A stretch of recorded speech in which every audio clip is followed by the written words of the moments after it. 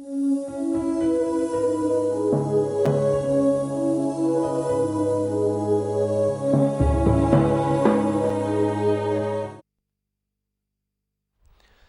प्रणाम। मैं हूं आनंद Vijay Singh. Indian medical association के पूर्व अध्यक्ष और हार्ट केयर फाउंडेशन के प्रमुख पद्मश्री डॉक्टर के अग्रवाल का निधन चिकित्सा जगत ही नहीं, देश के लिए बहुत बड़ी क्षति है। 62 वर्षीय डॉक्टर अग्रवाल न सिर्फ अपने प्रोफेशन में काबिलियत के लिए जाने जाते थे, बल्कि वो अपनी नेकदिली के लिए भी मशहूर थे। कोविड एजुकेटर के रूप में सोशल मीडिया पर उनके वीडियो हजारों लोगों के लिए संजीवनी बने। लेकिन दुखद है कि उसी कोरोना से वो जिंदगी की जंग हार गए। कोरोना की पहली लहर के शुरुआती दिनों में उन्होंने जो अनुमान और एहतियात की बातें बताई थीं, करीब 1 साल बाद भी सब कुछ वैसा ही हो रहा है। सहारा न्यूज नेटवर्क के खास कार्यक्रम हस्तक्षेप में वो कार्यकारी निदेशक, ग्रुप सीईओ और एडिटर इन चीफ उपेंद्र राय के साथ कई शो में शामिल हुए थे और बड़ी ही बेबाकी से सरकार और सिस्टम को कोरोना के खतरे के प्रति सचेत किया था। हस्तक्षेप के एक शो में उन्होंने दर्शकों का हौसला बढ़ाते हुए कहा था कि कोरोना से मरने का खतरा सिर्फ 2% है, मगर मौत आ भी गई तो नए शरीर के साथ नया जीवन लेकर लौट आएंगे। डॉक्टर अग्रवाल की ऐसी ही कुछ बातों और यादों को हम आपके सामने लेकर आए हैं। तो आइए देखते हैं the show must go on.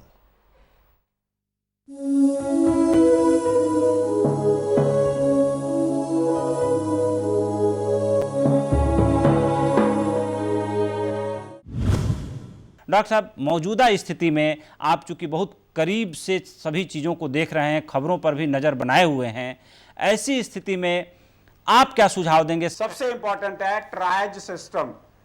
जो कोविड पॉजिटिव है, मैं उसे एडमिट क्यों करूं? पूरे वार्ड में बात हो रही है, घर में बैठ के इलाज करो, टेली कॉन्फ्रेंस में इलाज करो, उनका जो है उनका व्हाट्सएप वीडियो में इलाज करो। आपको उनको अस्पताल में बुला के, अब वो अस्पताल में आएगा तो डॉक्टर को, नर्सिस को, सब लोगों को पूरी की पूरी यूनिफॉर्म पहननी पड़ेगी। वो घर के अंदर में बोलो, घर के अंदर में अपने आप को आइसोलेट करे और एक आदमी उसके साथ में रहे जो N95 मास्क पहन के रहे और हाथ धोता रहे अपना और साफ सफाई रखे।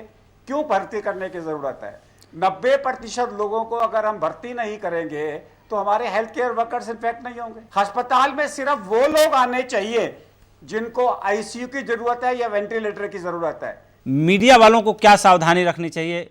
थोड़ा मीडिया वालों को भी आप गाइड कर दीजिए। आज की डेट में जितने भी लोग आ रहे हैं वो सब कोविड पॉजिटिव है। मुझे सबसे प्रिकॉशन लेनी है और अपने घर में कोविड को घुसने नहीं देना।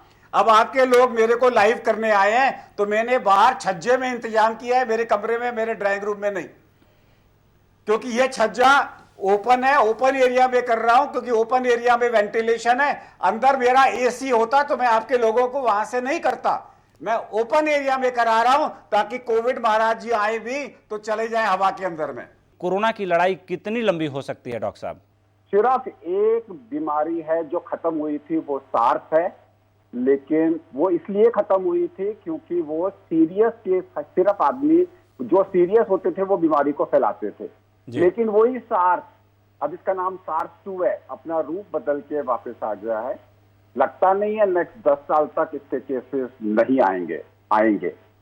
हमें इसके साथ में रहना होगा, जीना होगा। इंटरमिटेंट सोशल डिस्टेंसिंग चलती रहेगी। केसेस आएंगे, मोहल्ला सील हो जाएगा, 14 दिन के बाद खुल जाएगा। जहां केसेस नहीं होंगे वहां पे नॉर्मल लाइफ जीते रहेंगे, इसमें कोई डाउट नहीं है। अब जो कम से कम 2 साल तक रहेगा वो है पर्सनल लॉकडाउन। पर्सनल लॉकडाउन का मतलब है मेरी सोशल डिस्टेंसिंग, मेरे को अपने आप को बचाना है। ग्लव्स रूटीन बन जाएंगे। डॉक्टर साहब, आपको मैं सैल्यूट भी करता हूं और बधाई भी देता हूं कि तमाम थ्योरीज आई, तमाम चीज़ें आई, लेकिन लगभग 35 दिन पहले जो बात आपने मेरे शो में कही थी वही बात अब सबको मानना पड़ रहा है और मानते हुए सभी लोग दिखाई दे रहे हैं।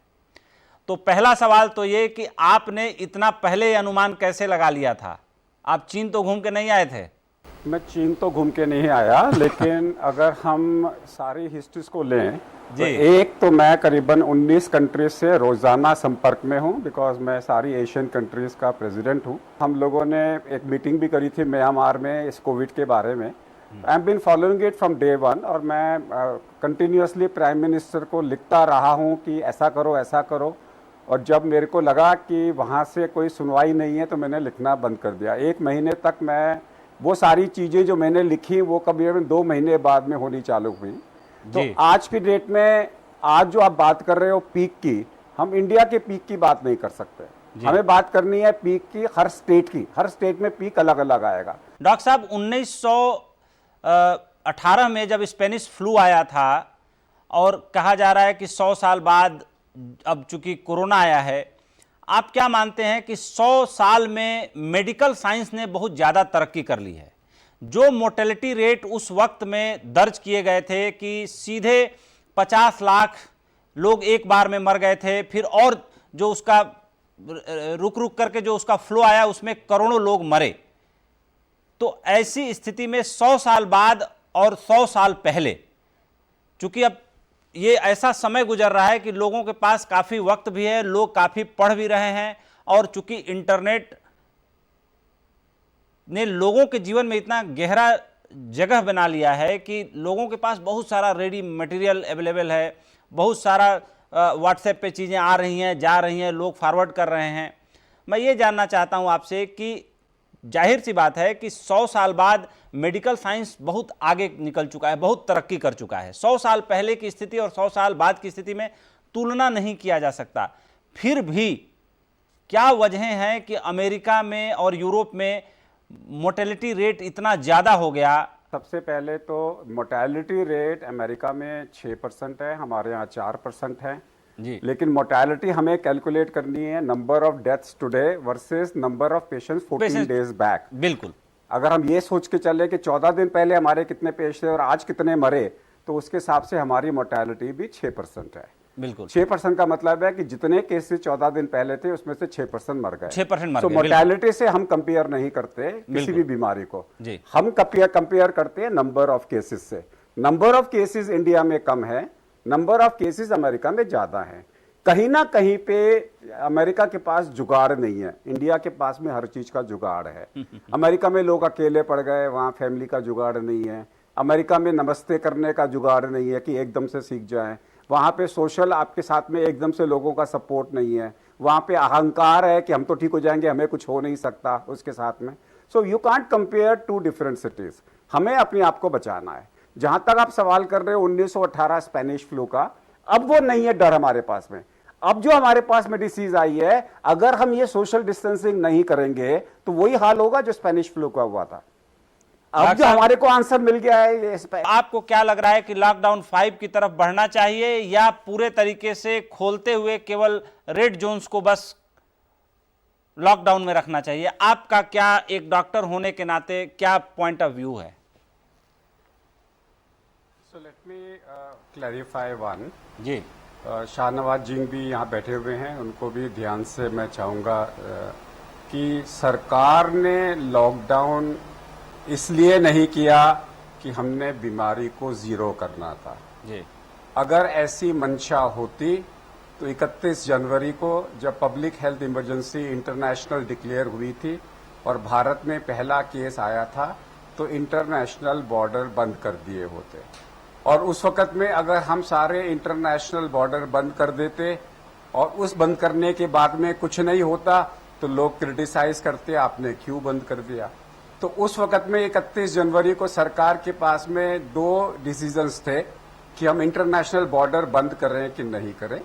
तो उस वक्त में WHO ने तभी तक पेंडेमिक डिक्लेयर नहीं किया था, तो उसके बावजूद इसलिए भारत सरकार ने इंटरनेशनल बॉर्डर बंद नहीं किए। इटली के अंदर में बड़ा क्लियर कट डायरेक्शन था कि जब आप लॉकडाउन करोगे, जब नॉर्थ इटली में लॉकडाउन हुआ, जैसे ही लॉकडाउन खत्म हुआ सारे माइग्रेंट साउथ इटली की तरफ भागे और बीमारी बढ़ गई। लॉकडाउन से और पोस्ट लॉकडाउन में सिर्फ 0.2 का फर्क पड़ेगा। अगर पीक आया तो पहले महाराष्ट्र में आएगा बिल्कुल। या फिर दिल्ली में आएगा, और पीक का मतलब है हमारे पास बेड्स नहीं होंगे। इसको हम बोलते हैं अभी हमारा जो स्प्रेड चल रहा है वो लीनियर चल रहा है। जिस दिन वो यूं अनलीनियर हो जाएगा उस दिन ये महामारी एकदम से दिल्ली या महाराष्ट्र में फैलेगी। इसका डिसीजन लेना तभी है जब सच्चे दिल से सरकार ये बताए कि आज की डेट में 100 लोगों में हमने एट रैंडम चेक किए, उसमें से कितने पॉजिटिव हैं। अगर वो पॉजिटिव 15 से 20 हैं तो समझ लीजिए 2 हफ्ते के अंदर में हमारे को वो पैनिक दिखने वाला है। अगर वो 10 से कम है तो हमें कोई चिंता की बात नहीं है आज की डेट में। डॉक्टर साहब, आप सबसे मुखर होकर बोलते रहे हैं और खास तौर पर सहारा न्यूज़ नेटवर्क के प्लेटफॉर्म पे हमारे दर्शकों को और देश के सामने आपने बहुत ही बेबाकी से तमाम बातें रखी हैं। भले वो सरकार के खिलाफ जाती हो या इससे कोई और नाराज होता हो, इसकी परवाह किए बिना आपने वो बयां किया है जो सही में एक डॉक्टर को, और कह सकते हैं कि ऐसे वक्त में जो बोलना चाहिए वही आपने बोला है। क्या आपको लगता है कि आयुर्वेद और जो नेचुरोपैथी है या जो प्राकृतिक चिकित्सा की पद्धतियां हैं वही सबसे ज़्यादा कारगर तरीके से काम करेंगी या काम करती हुई दिखाई दे रही हैं, या जो वैक्सीन आएगी वही इसकी सबसे रामबाण दवा होगी? देखिए, वैक्सीन पे तो मैं अभी ना विश्वास कर रहा हूँ ना मैं उसका इंतज़ार कर रहा हूँ। जब आएगी तब देखेंगे जी। हमें आज की सोचनी है, 6 महीने बाद का नहीं सोचना। अगर मैं आयुर्वेद के प्रिंसिपल्स की बात करूँ तो आयुर्वेद में हमारे शरीर में, जैसे हमारा शरीर 3 प्रकार का बना होता है, movement, metabolism and structure. Ayurveda में इसे वात पित्त कफ बोलते हैं। उस सिचुएशन से वायरस भी या वात का होगा या पित्त का होगा, ये कफ का होगा। ये वायरस घूमता नहीं है, उड़ता नहीं है, चढ़ता नहीं है, और ये इसके चारों तरफ एडिपोज टिश्यू है, प्रोटीन है और फैट है। इसका मतलब है कि ये कफ वायरस है। कफ वायरस को अगर आपने देखना है तो कसैला, कड़वा और साथ में तीखा, कोई भी खाना आप कसैला खाते हो, कड़वा खाते हो या तीखा खाते हो, वो इस वायरस को प्रिवेंट करेगा आयुर्वेद के अनुसार में। डॉक्टर एसवी त्रिपाठी के साथ में मैंने कम से कम नहीं तो 15-16 साल तक हमने मंथली मीटिंग्स करी हैं जहाँ पे आयुर्वेद के साथ में हम लोग मॉडर्न मेडिसिन में काम करते थे उसके साथ में। सो अगर मैं ये लेके चलूँ तो अश्वगंधा के जो पत्तियाँ हैं वो कड़वी हैं और साथ में उसका जो फल है वो कसैला है। तो ये दोनों चीज़ों का जो मिक्सचर है वो डेफिनेटली कम करेगा। अश्वगंधा एंटी इन्फ्लेमेटरी भी है, एंटी ट्यूमर भी है, ये इम्यूनोमॉड्यूलेटर भी है। तो अश्वगंधा में वही रोल हैं जो हल्दी में। हल्दी में TNF ब्लॉकर होता है, वो एंटी इन्फ्लेमेटरी है।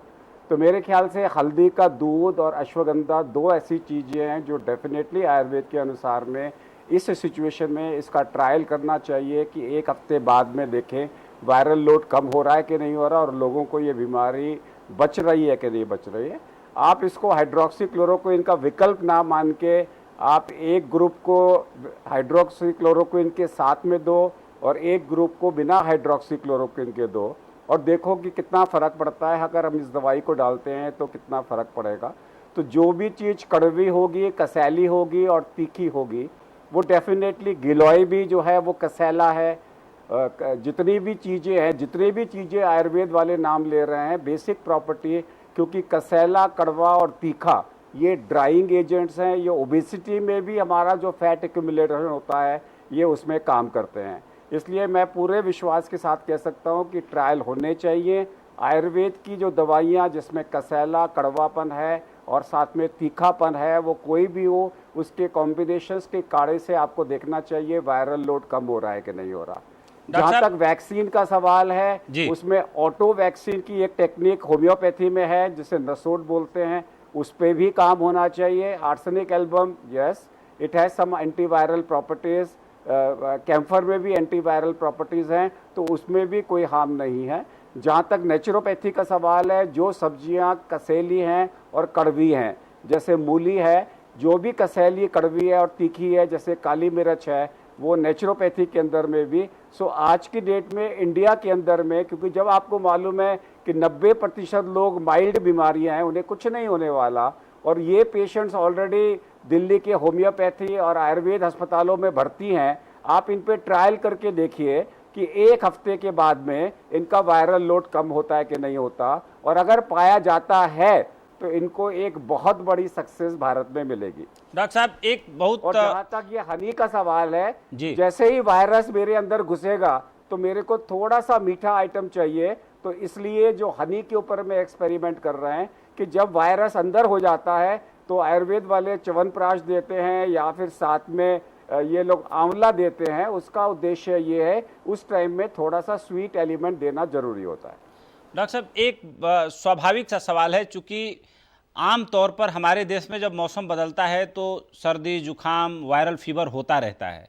ऐसे में लोग डर जाते हैं, जरा सा टेम्परेचर आता है, जरा सा सर्दी जुखाम हो रहा है, लोग भय से कांप उठ रहे हैं। 40-50 दिन में मोदी जी ने सबको हाथ धोना सिखा दिया जी। सब लोग हाथ को धो रहे हैं, और आज की डेट में इतनी सफाई के बावजूद भी अगर आपको डायरिया हो रहा है तो वो कोविड का डायरिया है।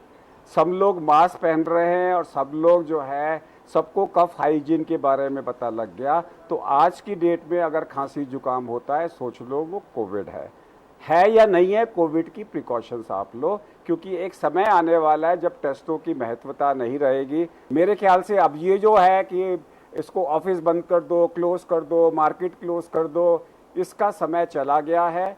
हर आदमी को अपने आप को बचाना है। 4 चीज़ें हैं, अगर आप मास्क पहन रहे हो, अगर आप फेस शील्ड लगा रहे हो, मास्क है, फेस शील्ड है, तीसरा आप ग्लव्स पहन रहे हो, इससे ज़्यादा आप प्रोटेक्शन नहीं ले सकते। इसके बाद भी अगर आपको कोरोना हो गया तो वो एक्सीडेंट कहलाएगा। फिर आपको ये सोचना है कि कोई बात नहीं, हो गया तो हो गया। 90 इसकी मोर्टेलिटी सिर्फ 2% है, 98% मेरे चांसेस हैं कि मैं बच जाऊंगा, और 2% अगर मैं चला गया तो कोई बात नहीं, नया जन्म लेके वापस आ जाऊंगा। इस फीलिंग के साथ में बेडक होके अपना काम करो। जो पूरी भारत की तस्वीर आपको सामने दिखाई दे रही है कोरोना महामारी को लेकर के, वो पूरी दुनिया से तुलना करते वक्त आप इसको संतोषजनक पा रहे हैं या स्थिति अलार्मिंग है और अलार्मिंग होती जाएगी? अगर पूरी बीजेपी और कांग्रेस हर चैनल पे इस बात की लड़ाई कर रही है तो हर मिनट में 3 केसेस भारत के अंदर में बढ़ रहे हैं, तो फिर कंट्रोल कैसे होगा? सारा फोकस इस बीमारी पे होना चाहिए, नहीं तो 1 लाख से 2 लाख, 2 लाख से 4 लाख को कोई रोक नहीं पाएगा। आज हम 11वें नंबर पे हैं, 3 दिन के अंदर में हम 10वें नंबर पे आ जाएंगे, फिर हम 4थे नंबर पे आ जाएंगे। डॉक्टर साहब एक बड़ा नेचुरल सवाल सीधे आपकी बातचीत से निकल के आ रहा है कि आप ये मान रहे हैं, जो बात कहा जाता है कि राजनीतिक लोग बड़े दूरदर्शी होते हैं, वो पल्स आपने डॉक्टर होते हुए राजनीति की भी पल्स पकड़ ली है और मरीजों की पल्स तो आप पकड़ते ही हैं, तो क्या आप मान रहे हैं कि कम्युनिटी स्प्रेड इंडिया में हो चुका है? आपको लगता है 1 लाख केस बिना कम्युनिटी स्प्रेड के हो जाएंगे? जो दवाएं वायरल फीवर के दौरान दी जाती हैं, फ्लू के दौरान दी जाती हैं, क्या उन दवाओं का भरपूर हॉस्पिटल्स में टेलीमेडिसिन के जरिए इंतजाम करके क्या कोरोना महामारी को दूसरे तरीके से लड़ने का इंतजाम नहीं किया जा सकता? और साथ ही साथ औद्योगिक गतिविधियों को, बाजारों को, चीज़ों को खोलने की दिशा में एक सोचा समझा कदम अगर उठाया जाए तो क्या मानते हैं कि ये खतरा होगा? आज हम प्रिपेयर्ड हैं, जितनी एजुकेशन देनी थी आपने दे दी। हमने देख लिया है पूरी दुनिया में इस वक्त सिर्फ 2% लोग सीरियस हैं, बहुत ज़्यादा लोग सीरियस नहीं हो रहे। भारत के अंदर में भी 1 लाख में 2000 से ज़्यादा लोग इस वक्त में सीरियस नहीं होंगे। उतने वेंटिलेटर्स हमारे पास हैं, मुझे उसकी चिंता नहीं है। मुझे चिंता सिर्फ इस बात की है कि जो लोग दिल्ली छोड़ के जा रहे हैं उनको हम रिस्पेक्टफुली क्यों नहीं उनके घर पहुंचा रहे, उनकी स्टेट में पहुंचा रहे, और अगर उनको इन्फेक्शन है तो उनको आइसोलेट कर दो। अब वो दिल्ली में उसको इन्फेक्शन है कि बिहार में इन्फेक्शन है, दोनों जगह ट्रीटमेंट तो सेम है। इन सब लोगों को, अगर हमारे दिल्ली के अंदर में 7% लोगों को इन्फेक्शन है तो आज की डेट में सरकार का कोई रोल नहीं बचा। मुझे अपने आप को बचाना है। अगर मैं अपने आप को बचाना चाहता हूं तो मुझे सेल्फ डिस्टेंसिंग करनी है। डॉक्टर साहब, आपके सामने हमने ऑक्सीमीटर ऑक्सीजन सिलेंडर और ये जो है ऑक्सीजन कंसंट्रेटर, इसका डेमो देकर दिखाया। पहली बात ये जानना आपसे चाहेंगे कि क्या हमारी डेमो में कोई त्रुटि थी या हमने जो दिखाया वो सही दिखाया?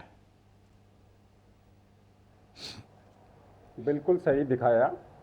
सिर्फ मैं एक चीज़ को ऐड करना चाहूँगा, क्योंकि सुधांशु जी बैठे हुए हैं जो देश चला रहे हैं और सोमनाथ जी बैठे हुए हैं जो दिल्ली चला रहे हैं। चला रहे हैं मतलब इनकी पार्टी चला रही है। तो उस सिचुएशन में जब हमारी कंट्री में दिक्कतें आ रही थी स्टेंट के ऊपर में, तो सरकार ने स्टेंट का प्राइस 1.5 लाख से एकदम 26,000 कर दिया था। उसी तरीके से national list of essential medicines में ऑक्सीजन, क्योंकि एसेंशियल कमोडिटीज़ एक्ट में NLEM में आता है, तो सरकार को इसका प्राइस एकदम से फ्रीज कर देना चाहिए, क्योंकि जितना इसकी रिक्वायरमेंट बढ़ेगी इसका प्राइस बढ़ता जाएगा। इंडिजिनस लोग इसको बुलाएं। वेंटिलेटर की जो बात हो रही थी कि हम 1 लाख 2 लाख वेंटिलेटर खरीद लें, उसके बदले में ऑक्सीजन कंसंट्रेटर खरीदिए। इमीडिएटली सरकार को इसके प्राइस को फ्रीज कर देना चाहिए ताकि ज़्यादा से ज़्यादा लोग खरीद सकें, नंबर 1। नंबर 2, आज मेरे करीबन 200 RWA से बात हो रही थी जी। हमारे मन में एक आइडिया आया। हर MLA, हर MP के पास एक फंड होता है। बिल्कुल। वो एक कम्युनिटी एक खरीद के हर RWA को दे दें। एक मैं दे रहा हूँ, एक तुम खरीदो, 2 की फैसिलिटीज वहां पर हो गई। ये इनके पास में 5-5 करोड़ का बजट होता है। अगर हर MLA, काउंसलर और MP जिनके पास फंड है, उनके पास जितनी RWA हैं, सबको एक खरीद के दे दें कि एक मैं दे रहा हूँ, एक RWA खरीदे। हर RWA के अंदर में 2-2 का इंतजाम हो गया, जिंदगियां बचनी चालू हो जाएंगी। इस वक्त में 70 MLAs हैं, 7 हमारे पास में 77 और 2-2 भी एक भी देते हैं, तो हमारे पास में हर RWA को देते हैं तो कितना फायदा लोगों को हो जाएगा। I think we have to think differently, we have to think big and we have to think laterally. That is the objective. कैसे यूज करना है वो आपने सिखा दिया है, लेकिन नेसेसिटी मेडिकल प्रोफेशन बड़ा क्लियरली बोल रहा है, इससे जानें बचेंगी। इसके अलावा कोई ट्रीटमेंट नहीं है जो हम लोग कर रहे हैं। अगर आप हमारे पास आओगे, ऑक्सीजन देंगे, और ज्यादा ऑक्सीजन की जरूरत है तो अस्पताल जाना पड़ेगा। कम अस्पताल का अपने घर में इलाज करो। नंबर 2, मैं सोमनाथ भारती जी से और सुधांशु जी से दोनों से रिक्वेस्ट करूंगा कि chief minister and prime minister को बोलें होम ट्रीटमेंट के अंदर में ऑक्सीजन ट्रीटमेंट को इंक्लूड करें, क्योंकि अभी वो कहते हैं कि अगर आपको ऑक्सीजन चाहिए तो अस्पताल जाना है, और अस्पताल के अंदर में आप बेड को वेस्ट कर रहे हो। और अगर आप घर में ऑक्सीजन अलाउ करोगे डॉक्टर के सुपरविजन में, तो आपको अपनी पॉलिसी में चेंज लाना होगा। तो इमीडिएटली पॉलिसी में चेंज लेकर आएं, और दिल्ली सरकार के पास अपनी पावर्स हैं पॉलिसीज को चेंज करने के लिए। इस वक्त में मेडिकल फ्रेटर्निटी बोल रही है, तो पूरी मेडिकल फ्रेटर्निटी आपके साथ होगी। मुझे नहीं लगता इसमें LG को कोई ऑब्जेक्शन आएगा, वो इसको ओवर रूल कर देंगे, या ICMR आपको ओवर रूल कर देगा, क्योंकि ये नेशनल हित के अंदर में है। ऑक्सीजन लेवल कितना रहे तो हेल्दी माना जाए, कितना रहे तो ऑरेंज जोन में माना जाए, कितना रहे तो ग्रीन जोन में माना जाए, और कितना रहे तो रेड यानी अलार्मिंग? ये इंस्ट्रूमेंट हर घर में होना चाहिए। जी डॉक्टर साहब। इसे हम बोलते हैं SpO2 मॉनिटर। ये SpO2 मॉनिटर है, इतना छोटा सा होता है, ये हर घर में होना चाहिए। मेरे पास में हर मेरी जेब में रहता है। यहाँ से आपको पता लग जाएगा SpO2 कितना है। सिर्फ उंगली में लगाओ, आपको SpO2 पता लग जाएगा। जैसे इस वक्त में SpO2 लेवल मेरा नॉर्मल आ रहा है, दैट्स ऑल। हार्ट 96 आ रहा है और 87 मेरी पल्स रेट आ रही है। ये जो आप पल्स मीटर है, ये कंपलसरी है। इसे हम कोविड मीटर बोलते हैं। सिर्फ यही बचाएगा मेरे को। कोविड मीटर, अगर आपका ये जो ऑक्सीजन लेवल है 92 से कम हो जाता है, उस टाइम पे आपका ट्रिगर पॉइंट है। अभी मैं एक न्यूज़पेपर पढ़ रहा था, बॉम्बे में 50 आ गया तो उसके बाद अस्पताल घूम रहे थे कि 6 घंटे लग गए अस्पताल ढूंढने में। मरोगे ही फिर आप। 50 तक आपने वेट क्यों किया? 92 से 90 आते ही आपको ऑक्सीजन पे जाना है। 15% लोगों को ऑक्सीजन लगेगी, और ऑक्सीजन हर अस्पताल में एडमिट है, हर अस्पताल में अवेलेबल है। तो सरकार को ऑक्सीजन का इंतजाम करना है कि ऑक्सीमीटर चेक कराओ, और अगर आप समय पे ऑक्सीजन मिल जाएगी तो आपको वेंटिलेटर की रिक्वायरमेंट कम हो सकती है। डॉक्टर साहब, एक सवाल आपसे दे रहा हूं, हिंदुस्तान जैसे सघन आबादी वाले देश में जिस तरीके की कंटीजियस डिजीज थी, छुआछूत से फैलने वाली बीमारी थी, आप कितना रेटिंग देना चाहेंगे इस देश के मेडिकल सिस्टम को कि उसके बावजूद भी जितना डर था लोगों के मन में, जितना भय था, उसकी तुलना में बहुत हद तक चीज़ों को कंट्रोल करने में राज्य सरकारों ने और केंद्र सरकार ने काफ़ी परिश्रम किया, काफ़ी मेहनत किया। आप जैसे लोगों ने देश भर में लोगों को जागरूक करने का काम किया। उससे आप क्या मानते हैं कि कितना हम सफल रहे और कितना असफल रहे? डॉक्टर साहब देखिए, कंपैरिजन तब किया जाता है जब आपके पास पहले पेंडेमिक हो जी। तो there is no comparison here. This is the first pandemic we are doing. जब फर्स्ट होता है तो 100% सक्सेसफुल थे भी आप अचीव कर रहे हैं। Unless you have a comparison then only you say compare to that हमारी सक्सेसफुल अच्छी थी कि नहीं थी। इस वक्त में तो everybody is learning, whatever is being done is done for the best of the country, for the best of the people. We have been able to achieve a substantial reduction in mortality and that should be our achievement. Doctor साहब, जो इलाज अपने देश में हुआ, वो line of जो action था आप लोगों की तरफ से, जो दवाएं मरीजों को ठीक करने के लिए दी गई, उन दवाओं को लेकर के अब जो एक कॉन्सेंसस बना है, जो डॉक्टर कम्युनिटी है, उसमें हम उन्हीं दवाओं से अभी काम चलाने में, लोगों को ठीक करने में कितना सक्षम है, या एक कारगर दवा की बड़ी सख्त जरूरत है? क्या स्टेटस है अभी? जितने भी लोग अस्पताल में पहुंच रहे हैं, मोर्टेलिटी है, कॉम्प्लिकेट हो रही है, ये सारे वो लोग हैं जिन्होंने पहले 3 दिन क्रूशियल डेज मिस कर दिए और 5वें दिन तक जिनका ट्रीटमेंट स्टार्ट नहीं हुआ। तीसरे दिन तक अगर आप इफेक्टिव ट्रीटमेंट यानी कि anti inflammatory and anti coagulation start कर देते हो तो उससे मोर्टेलिटी काफी कम हो जाती है। आइडिया सिर्फ यही है, अर्ली डायग्नोसिस। रिमेंबर, हमारे पास 90% वायरल डिसऑर्डर्स का हमारे पास दवाई है ही नहीं, इसकी भी नहीं है तो कोई बात नहीं, लेकिन कॉम्प्लिकेशंस को कम करने के लिए हमारे पास स्ट्रॉन्ग एंटी कोएगुलेंट्स हैं और हमारे पास में स्ट्रॉन्ग एंटी इन्फ्लेमेटरी ड्रग्स हैं। एक कॉम्प्लीमेंट आपको देना चाह रहा हूं, इतना सहज और सरल भाषा में आप बातें रखते हैं कि वॉल्टेयर एक थिंकर हुए जिन्होंने कहा था कि common things are very uncommon. तो मुझे लगता है कि आप जैसे लोगों के लिए ही वॉल्टेयर की ये जो सेइंग है बड़ी सटीक और बड़ी अच्छी बैठती है। और मुझे तो लगता है कि ये मेरा अपना व्यक्तिगत मानना है कि आप जैसा व्यक्ति किसी हाई पावर कमेटी में हो तो समस्या को और सरल बना देगा, जो जटिल समस्या होगी उसको भी। तो कुल मिला के हमारे दर्शकों के लिए आपने बहुत अच्छे और बहुत ही नॉलेज को बढ़ाया है, उनको बहुत अलग तरीके से इनलाइट किया, और मुझे भी आपने बहुत अलग तरीके से इनलाइट किया है इस पूरे इशूज पे। इसलिए सहारा न्यूज़ नेटवर्क आपको रियल आज अपना सैल्यूट देता है।